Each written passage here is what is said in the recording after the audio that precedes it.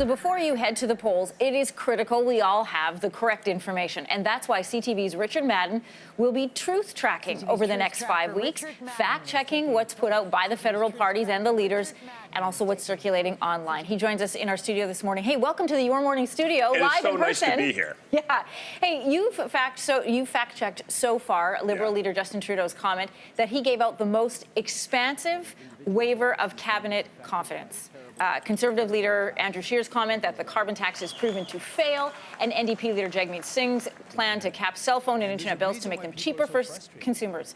First of all, how do you know what to focus in on in Truth Tracker? Oh, that's a great question. I've been covering politics for well over a decade, and you get to know the rhythm of a campaign. You get to know what politicians say. And the first thing is when a politician says this is the biggest in Canadian history, that's automatically a red flag. So you check into it. And that was the case with Liberal leader Justin Trudeau when he said he gave the most expansive waivers in Canadian history, because then you just think back immediately. You think about Gomery for the sponsorship scandal, or Stephen Harper with the Mike Duffy situation. So we fact-check that. When other leaders make a claim, we always check whether it's true or not. It's tough doing it in real time, but we're in a 24-hour news cycle where the news cycle changes on a fairly consistent basis. So that's sort of the genesis of it. We have a great team of researchers that look things up too.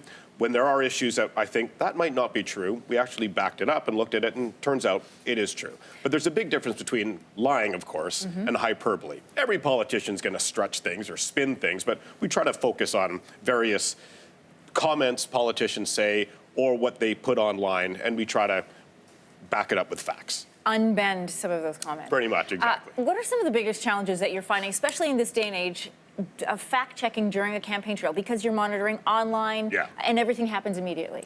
It's tough to keep up is the biggest challenge. But, you know, if you're kind of into it, if you enjoy it, it's not difficult. You just really have to focus and concentrate. But, Richard, you and I both know that there are war rooms that were happening before this campaign was called that are right now looking at ways to disseminate certain amounts of information that would be beneficial to the parties. How do you counter that? That must be more challenging now. We do the best we can. For example, yesterday there was a post by Conservative leader Andrew Scheer. It's on his parliamentary letterhead suggesting that the Liberals are going to impose a capital gains tax when you sell your house.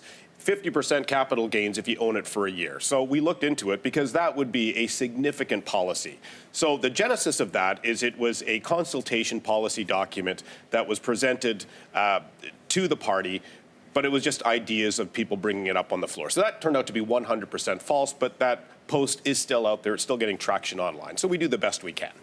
Usually we find you in Washington, and I'm talking to you through one of those screens over there. You're reporting, of course, for CTV National News. What's been your experience fact-checking north of the border? How does it compare? Yeah, okay. So first of all, when you're dealing with the administration and the White House, I mean, some of the falsehoods are so blatantly obvious, like taking a Sharpie to a weather map and trying to show that Alabama was in the way of a hurricane. I mean, that's an obvious one. Right. In Canada, it's much more subtle. What I do appreciate about being back here in Canada, not only the metric system, I also enjoy the Tim Hortons, because you can't get that down there. Nice. What I do appreciate about politicians here is that they all generally agree on the same amount of facts. The baseline of fact, everyone agrees to it. Canadians generally have trust in institutions, whereas you see that eroding in the United States, whether it's Congress or whether it's any other institution, people question it. There's talk about a deep state. In Canada, you don't really have that. The politics is very pleasant, although it can get a little rough sometime, but it is refreshing coming back to cover the Canadian election after seeing how toxic it can be in the United States. Particularly, we just went on a long run during the U.S. midterms. We're getting set to cover the presidential election and the primaries in early January. So being here in Canada is really nice to be back, and the politics is civil. Well, we're pleased to have you here for the time that we have you for the federal election campaign. Anyway, Richard, thanks so much. My pleasure, thank you. And a reminder to you at home, you can watch Richard's truth tracking segments on CTV National News every night at 10 p.m. Eastern. You'll also find it online. Thanks for watching. If you like this, be sure to subscribe here. And you can check out more Your Morning videos right here.